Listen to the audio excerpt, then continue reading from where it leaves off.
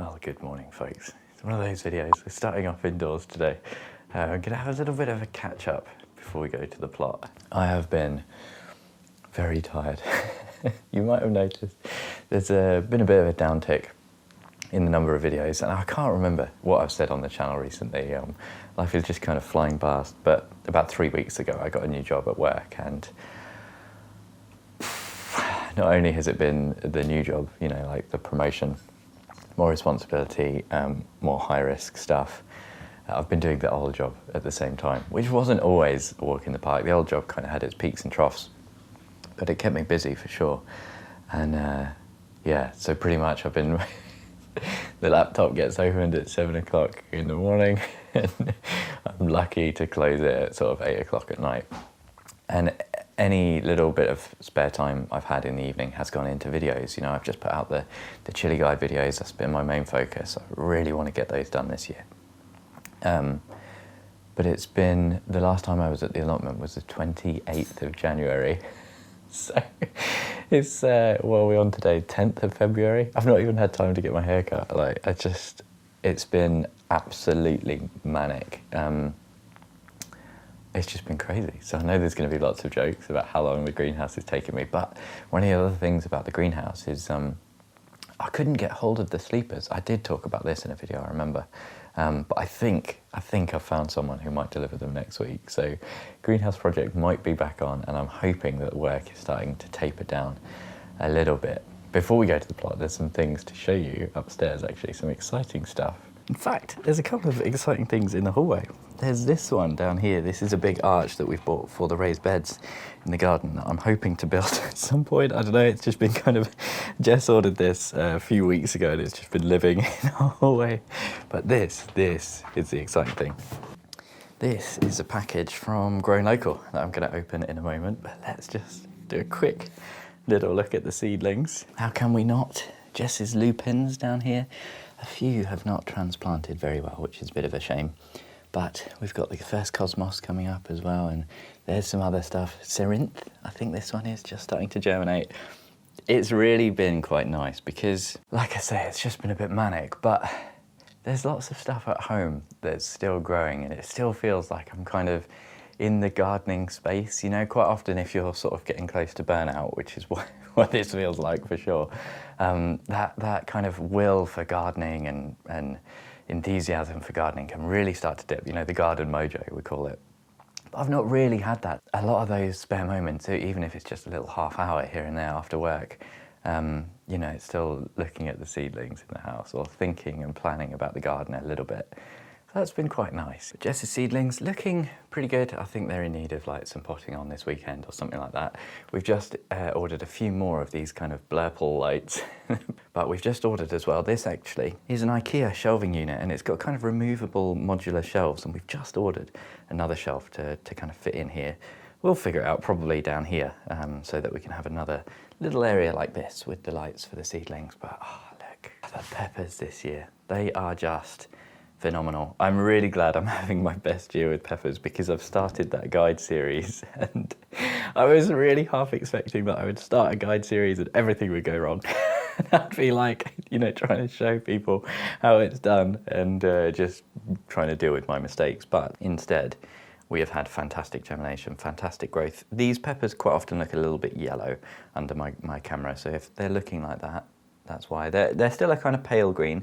They've not turned that nice dark green, but no, they are green, not yellow, which is really good. They all look really, really healthy, seeing some fantastic growth. And the main thing is that since I potted these, they haven't stalled. They just carried on growing. I got the timing just right, which I speak about in episode 3. You know, as soon as the next day that I was potting them on, even these ones at the back, which really, really, they were not very happy with me. They had a bit of transplant shock. They just bounced right back. But I could talk about these all day. I've got way too many varieties, of course. But in my defense, that was because the germination was so much better than I thought. Let's get this Growing Local package open. It's always well packaged if it's from Growing Local. Oh, this is exciting. We have here one of the chili grow systems, which I've never tried before. 3 pots. Capillary matting. Oh, and some fertiliser. Ah, look at this as well. Some bonus trays. Ooh, these are the watering ones. We'll have a look at these. And this is the big trough that it sits in, I guess. Oh, this is so much more compact than a quad grow, actually. I thought that these were a little bit bigger, so seeing them, they're way easier to like sneak in places, I can imagine. Or you could even have this on like a shelf because it's not as heavy. The quad grows are magnitudes bigger. It looks like a whole chemistry kit that's come with this. This is really cool. This is the NutriGrow fertilizer that I've been using in the quad grows for ages, and I do really, really rate. There's all sorts. There's like pipettes and what is this? Like a chemistry set. This is crazy. Ian from Growing Local had said he was sending me some bits, but I wasn't sure what he was sending me, so a massive thank you. If you're interested, you can find seeds, seed trays, and quad grows and chili grows and all sorts on Growing Local. I'll put a link in the description, and there's a 10% off code on certain products in the description as well. I'm really, really excited to see how these go. The reservoir, actually, I wonder how many litres this is. Does it say? It doesn't actually say how many litres it is, but I would guess that it's not that many. Maybe 4 or 5 litres, which will probably last quite a while for these relatively small pots. I think these are a 6 litre. Yeah, exactly. I'm getting good practice with pot sizes. So 6 litre, I've just been talking about pot sizes in my latest chili guide video.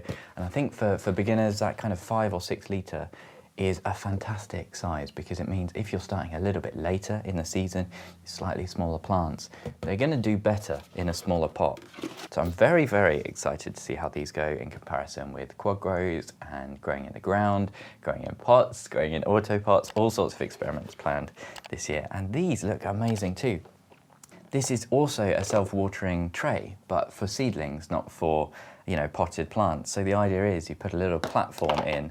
This can then fill with water, and then your capillary matting tucks under like that, and this, where it's in contact with the reservoir below, will basically provide a nice amount of water to the bottom of all of your seed trays. And these seed trays you've seen on the channel before, they're really handy. They kind of come apart really nicely, sort of like a root trainer, but it just means when it comes to potting on, it's a little bit easier. And I've just remembered that my poor onions are at the allotment in these, and I've not shown you what happened to those yet. Oh God, it really has been a long time. To be honest, I'm just excited for the walk. It's one of the worst things about the new work hours is just, I really miss walking to the allotment. It's so good for just kind of clearing your head a little bit of physical activity, that kind of thing. So I'm not going to bring all this down. I'll bring all this down in the car another day. This top is very, very robust, really heavy duty. Let's go to the plot. And relax. It's a gorgeous day. The forecast was not meant to be like this. Well, we thought it was going to be like this, and then me and Jess were really upset to see that this forecast is really cloudy and miserable, but it's gorgeous. There's that proper warmth coming in. Spring is in the air, just the smells of spring on the way. I'm feeling just so relaxed. Now, there's good news and bad news on the plot. The good news is everything is pretty much where I left it. Like the greenhouse frame hasn't moved. We did have some quite strong winds. All the glass is still up, which is good. All still standing. Put a little bucket in front of it to stop it falling over again. But the bad news is everything is exactly where I left it 2 weeks ago. So I've made absolutely no progress. One thing, let's look at the onions. Oh wait, before I show you, I've got an old clip from my phone that I'm just going to show you now. We do have a little setbacks, don't we? I've just been transporting this. This is a load of coffee beans. So they are blooming heavy. It's like a few kilograms of used coffee. And what else did I have in the boot? Well, my onions, which have now been slightly crushed by the coffee, which fell on them on the way here. Have they survived? Did they do anything? The ones on the left that got squished. And you know what? They are so much better than I was expecting. There's a few cells which I think are properly mullered and probably not going to recover. One back here. But actually, most of these have kind of sprung back. They must have just been pushed over and not completely snapped. This is the comparison, the Red Baron. And to be honest, these look pretty much the same as when I put them in here. I think these have grown a little bit. They're definitely flopped over. They're not as proud as they once were, but I'm hoping I can just get away with leaving the onions like this as they are until they go out. And when they go out into the ground, when it's warmed up a little bit more, maybe the start of March, I'll kind of, like here, you know, I've got quite a lot that have germinated in these cells, maybe 4 or 5. So I'll probably split these into 2 or 3 when I plant them out, a bit like you would a leek, and then we can all watch them rot in the ground with I do like growing onions, and you still always get a few, but honestly, it feels so good to be up here today, folks. I'm just like, I'm feeling emotional. I've not got much time. Jess has started a load of stuff in the garden, so I'm going to go back and help her, but it's just nice to enjoy just a bit of time to yourself, you know. It's one of the nice things actually about, you know, working as much as I have been. It does make those, when you close the laptop, it's just like bliss. You know? It's kind of like the cycle of doing too much and then enjoying the respite, but it's not really sustainable to do it too long, you know. I know there's people out there that, you know, the 60-hour work week is standard for them, and to be honest, I don't know how you do it. You must have someone else doing a bit for you, I swear to God. Jess has been doing so much, you know, just pulling out like all of my weight around the house, making dinners, really nice and supportive. So it's nice to go back and help her out a bit in the garden today. I am I'm looking at this greenhouse. It's just not been fun. Let me show you this actually. Look at the stones, like where we've had quite a lot of rain. You can see just how many stones there are, and you can see all the litter and stuff that I was talking about. What is that? Bit of green foam, really random, lots of plastic, lots of glass, lots of just rubbish. And I'm kind of glad in some ways that I was forced to take a break on this, because I was in a rush, and if I'd got the sleepers down, this has settled an awful lot. I'm not sure if you can ever really see on camera, but this does need a little bit more work. This is just kind of what happens when you're working with the soil, I find, because I'm not using, you know, sand or pebbles, what are they called? What's the little shingle, you know, or any of that stuff. It does settle a bit over time, so it's good to sort of get it done, then leave it for a little while, let some rain come in, and then we can kind of even it up afterwards. Look at this. You know, this was perfectly level before, and you can see these ones have fallen, so we can come back and level that up. You can see as well the rot. Now that we've had some rain, this has softened up even more. Oh dear me. Not good, not good. Look at this purple spring broccoli. This one has been on a journey. It's that stem there, now in the middle of the path. They're not looking too well cared for, but they're going to start cropping soon, I'm sure. And it doesn't really matter where it is, so long as I can get some food off it, I'll be happy. There's 2, 3 in there. Third one at the back. Looks okay. It'll be all right. My Kashmiri chili is not looking all right, on the other hand, though. This is the one that I was really trying to leave and get some red peppers off. It was just covered in green, but didn't really do its thing. And the cold has hit it. It needs sorting out, doesn't it? There's a lot that needs sorting out, folks. It really is nice to just kind of touch base again with the allotment, you know, just visit it and spend some time here, even if I'm not going to be able to do much. Wow, look at the garlic. The garlic has gone for it. Nice to see some growth on here. These pots need some water though. And oh, the cabbages, oh, they've been hammered. Look at that one. That's not great. I was kind of expecting this though, to be honest. There's always a bit of a question mark about whether or not the plant is going to be able to grow quicker than the slugs can eat it. There's a few bulbs and garlic and bits and bobs kind of popping up in here. We're going to see. We're going to see what happens. And what I did do at one point was start the hotbed. I was just kind of up here and I thought, let's get it going. I've stuck the thermometer in here, and as you can see, it is doing nothing. It's not really started getting going yet, but that's fine. I thought I'd put the thermometer in there just to see what happens. It's only got about 6 inches of material.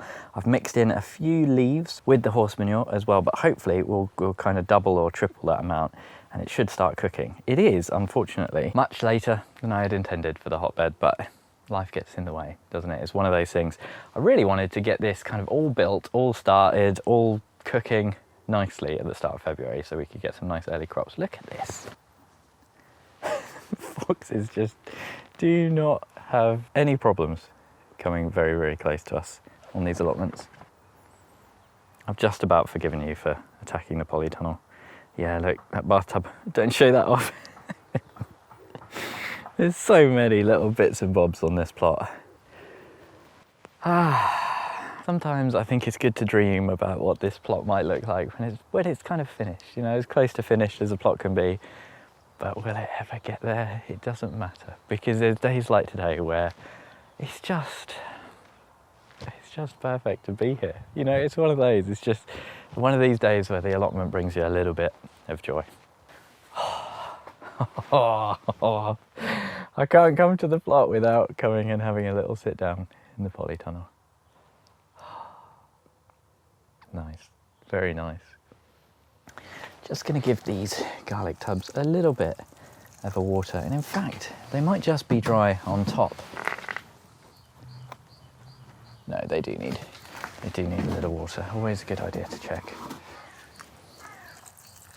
And I know that this video is very, very similar actually to, I think, the last video on the plot that wasn't a greenhouse video, where I just wanted to get out there and just, you know, have some kind of experience at the plot, even if it wasn't very productive. And I hope that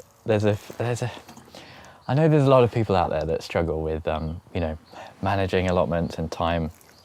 And I think it's really good sometimes to just come up and do nothing. Just enjoy the plot a little bit. It doesn't always have to be a super productive day.